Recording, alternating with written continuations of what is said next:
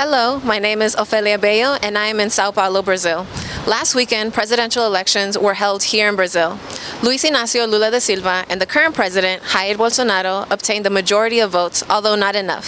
So the presidency of the country will be decided in a second round. The conservatives managed to place a majority of candidates in Congress, many of them former ministers, despite their hate speech against vulnerable populations, such as women, LGBT plus community, Afro descendants, and indigenous people.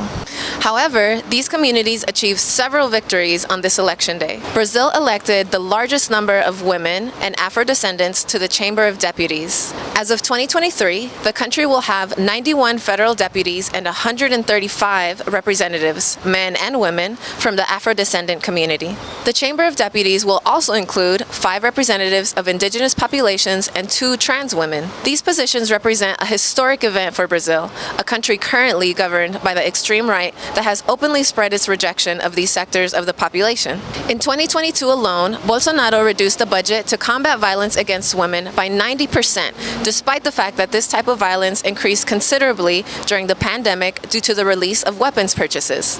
Brazil is also the most dangerous country in the world for the trans community. 4 out of 10 murders worldwide happen in Brazil. For the indigenous population, the outlook was not encouraging. In September 2022 alone, 9 violent deaths of indigenous people were recorded. Indigenous people claim that the violence has intensified due to the current government's militarization policies.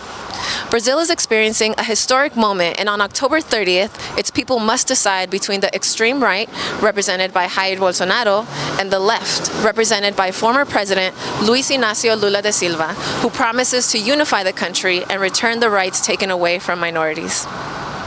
Follow the Brazil elections on Global Exchange, Peninsula 360 Press, and Allied Media.